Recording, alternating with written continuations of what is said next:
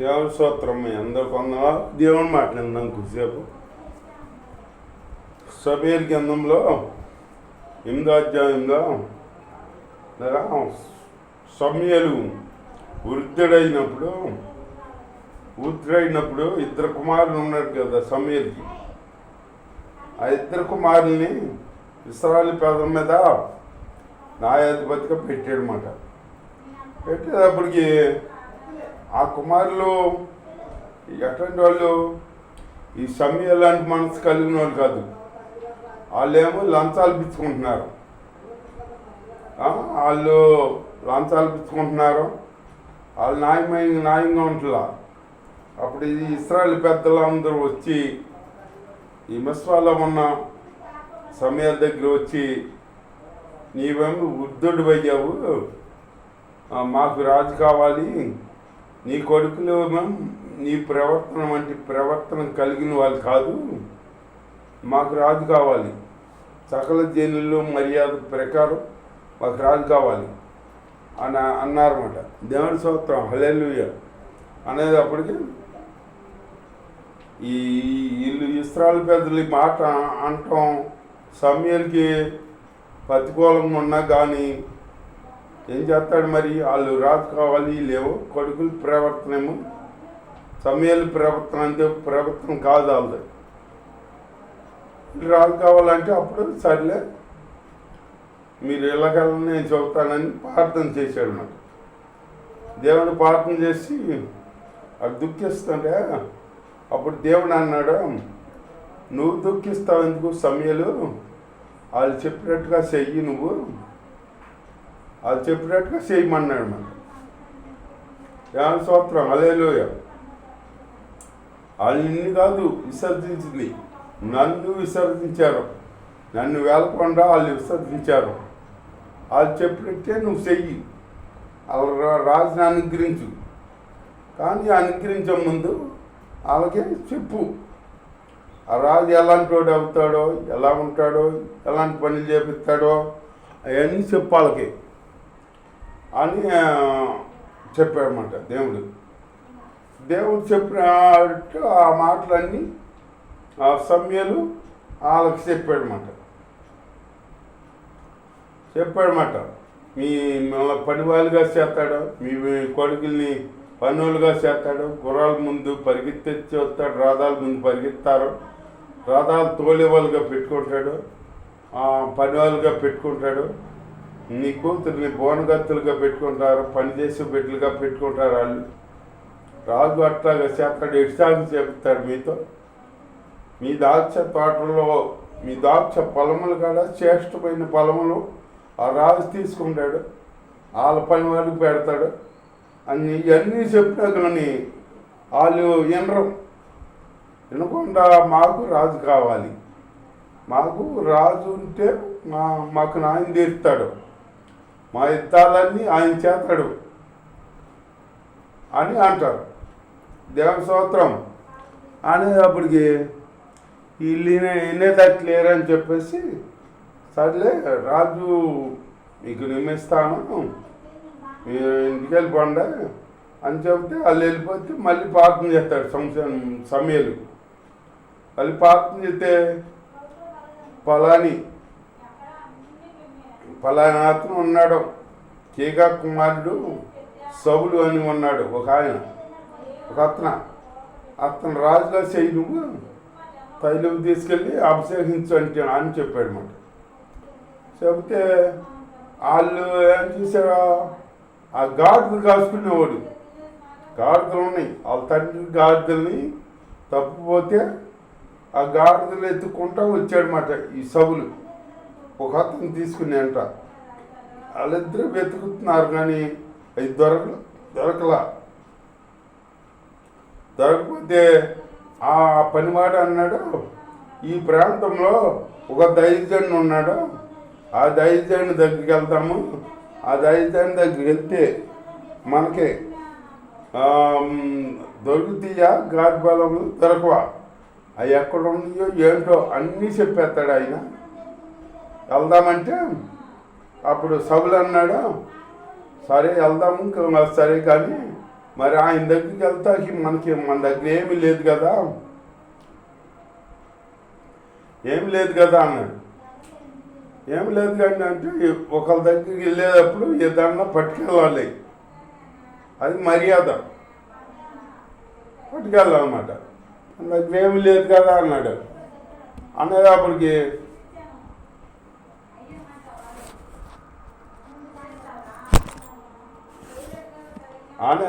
దేవుని స్తోత్రం, హల్లెలూయా. ఇప్పుడు ఏదో ఉన్నదే పట్టుకెళ్ళారు, వెళ్ళారు, వెళ్ళి అడిగారు సమయాల్ని, మా గాడిదలు పోయినాయి, తప్పిపోయినాయి, అవి దొరికితే దొరకవా కొద్దిగా చెప్పంటే, అవి మీ గాడిదలు వెళ్ళి మీ తండ్రి ఇంటికి వెళ్ళిపోయినాయిలే, నేను చెప్పేది ఏంటంటే నిన్ను ఇశ్రాయేలు ప్రజల మీద రాజుగా చేయమన్నాడు దేవుడు, నేను రాజుగా చేస్తాను, అభిషేకిస్తాను అంటే అనేటప్పటికి అప్పుడు అభిషేకించాడు అనమాట. ఇశ్రాయేలు ప్రజల మీద రాజుగా అభిషేకించాడు సౌలుని. సౌలు ఎవరో గాడిదలు ఎత్తుకుంటూ వచ్చిన సౌలుకి రాజుగా అభిషేకించాడు. సౌలుని రాజుగా అభిషేకిస్తే ఎంత నమ్మకంగా పరిపాలన చేయాలి సౌలు. 2 సంవత్సరాల మట్టికి పరిపాలన మరి దేవుడి చిత్తానుసారంగా చేశాడనమాట. 2 సంవత్సరాలు చేశాడనమాట. 2 సంవత్సరాలు చేసి అక్కడి నుంచి తన ఇష్టానుసారంగా చేస్తానమాట. వస్తాడు యుద్ధానికి పంపిస్తే యుద్ధం చేసి అందరిని అక్కడ వాళ్ళందరిని చంపిమని చెప్పాడు దేవుడు. అది అక్కడున్న సొమ్ము పాప సొమ్ము, ఆ సొమ్ము ఏమి మీరు తేవద్దు, ముట్టుకోవద్దు అని చెబితే అక్కడికి వెళ్ళాడు. కానీ మంచి గొర్రెలు బలిసినవి ఉంటుంది చూడు, అవి అన్నీ తెచ్చుకున్నాడు అనమాట. ఆవులు బలిసిన అన్నింటినీ తెచ్చుకుని దొడ్లో కట్టుకున్నాడు. కట్టుకునేటప్పటికి దేవుడి స్తోత్రం సమయాలు వచ్చాడు. సమయాలు వచ్చి ఏంటి సభలా ఏంటి వెళ్ళిన పని ఏమైందంటే, వెళ్ళిన పని బాగా చేశాను, అందరూ సమరించేశాను. ఏంటంటే మరి గోరి మేకలో అరిపి నేను పడుతుంది ఏంటి సభలా అని అడిగాడు సమయాలు. అనేటప్పటికి అది మంచి బలిసిన వాటిని తీసుకొచ్చాను, యెహోవాకు బలి ఇవ్వచ్చని అని చెప్పాడు అన్నమాట. అక్కడ దేవుడేమో అది సొమ్ము, పాప సొమ్ము, ఆ ప్రాంతంలో ఉన్నది పాప సొమ్ము, అది తేవద్దని దేవుడు చెప్పాడు. దేవుడు చెబితే అది తెచ్చింది కాకుండా సొమ్ములు ఇంకా దేవుడికి బలి అర్పించవచ్చు అని తెచ్చాను నేను అని చెబుతున్నాడు అనమాట. చెప్పాను ఒకసారి మళ్ళీ ఒకసారి ఒకసారి బలి అర్పించాలని ఒక ఉంటే సమయాలు నేను వస్తాను, టయానికి వస్తాను, మీరు వెళ్ళడం ముందు అని చెప్పాడు అన్నమాట. ఈ సమయాలు ఆల్చిపోయింది సమయాలు ఆల్చిపోతే ఈ సమయాలు అర్పించవలసిన బలి ఈ సౌలు అర్పించేశాడు. ఆ యాజకుడు చేయవలసిన బలి రాజు చేశాడనమాట. చేసేసి అర్పించేశాడు. అర్పించాక వచ్చాడు ఈ సమయాలు, అర్పించేసేటప్పటికి వచ్చాడు. ఏం సభలు చేసిన పని ఏంటంటే, జనులు నా యాత్ర నుంచి చెదిరిపోకుండా ఉండాలని, శత్రువులు నా మీదకి వచ్చి పడకుండా ఉంటారని ముందు నేను సాహసించి బలి అర్పించాను అని చెబుతున్నాడు.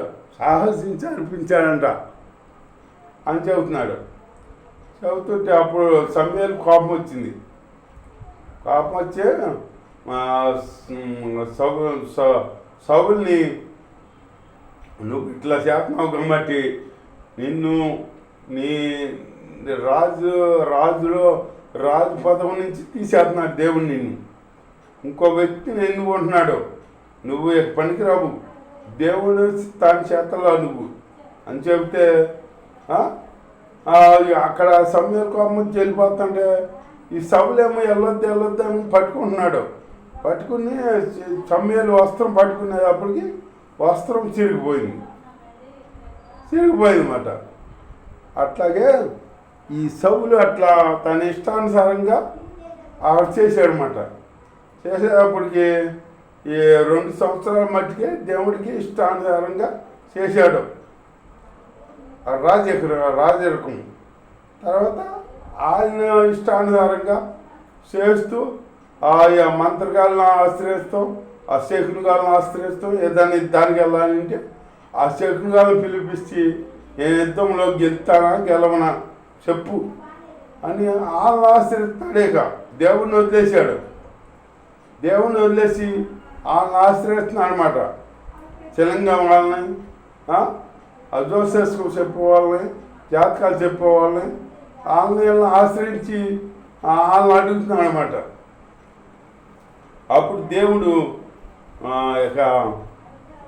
ఇక సౌలుని తీసేసాడు అనమాట. సమయాలకు చెప్పాడు, నువ్వు సౌలు పనికిరాడు, తీసేయి. నువ్వు దుఃఖిస్తావు ఎందుకు?